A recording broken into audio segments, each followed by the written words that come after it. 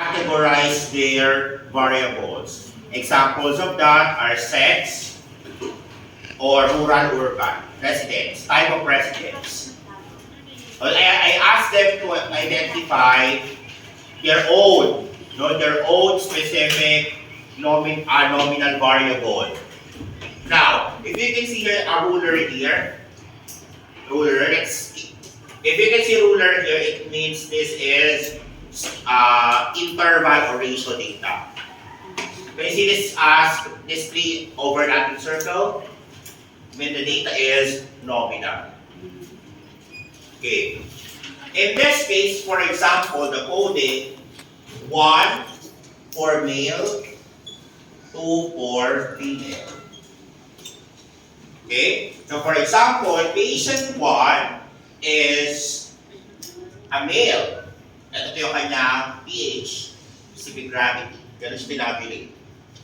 Tapos, si patient 1, galing siya, yung 1 is urban, yung 2 is rural. Okay. Now, for the practical, I would like you to choose two nominal variables. Kaya na bahala mag-set.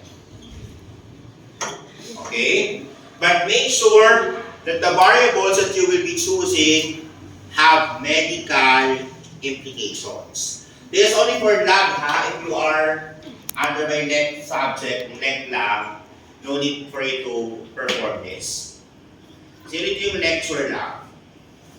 So, isa lang. Lecture lab. So, no need for this. Pero yung lab po, kailangan, ha? Kasi seat work mo yun.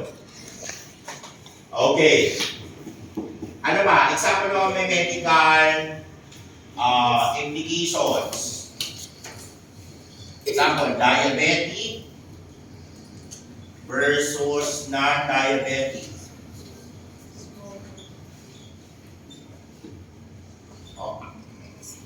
Alcoholic versus non-alcoholic. Ano pa? Yung mga nominal na napili nyo dyan. Sa isa ito, smoker, non-smoker. Okay? Kapag nag-record kayo, itagdag nyo ang dalawang column na to. At may nabahala sa values. Okay? Napakadali lang gamitin ng software at mas madali ito compare sa Excel. So, analyze lang. Analyze. Example, you want to analyze descriptives. Descriptive statistics. You just have to put all the variables that you need to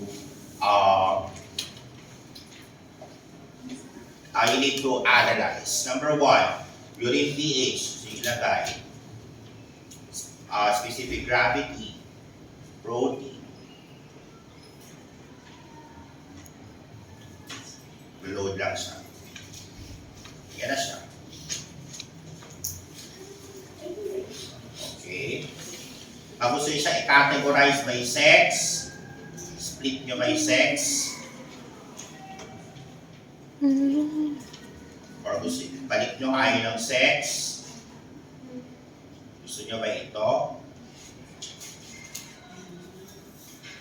Categorize nyo. Okay? So what I want to see, I want you to demonstrate how to play descriptive and ANOVA. ANOVA.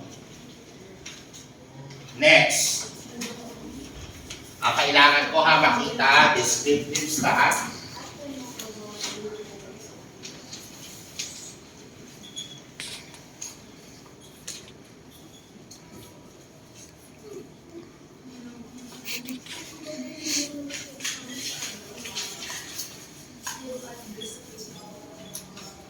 In this case, Pearson R.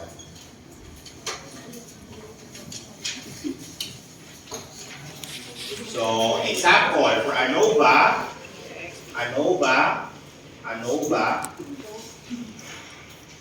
ulit ANOVA, then, dependent variable mo, for example, during pH.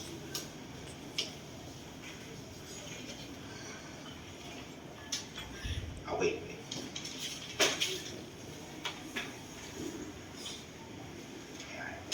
Gusto mo i-classify siya based on rural, fixed factor. Mag-load yan dyan. O kaya, gusto mo na yan. So, it can tama ang interpretation. Pag thesis kayo, ganyan na. Gamitin mo. Okay? O di kaya, itong so pa, i-categorize pa siya fixed factor by sex. Yun lang. Ano yan, copy mo na yung table na yan. Lagay mo na sa thesis paper. So mo lahat yan, ilagay mo dito. O dependent. O isa-isa. Okay? X. So naman ay correlation. So pwede mo i-check yun sa regression. Tapos correlation.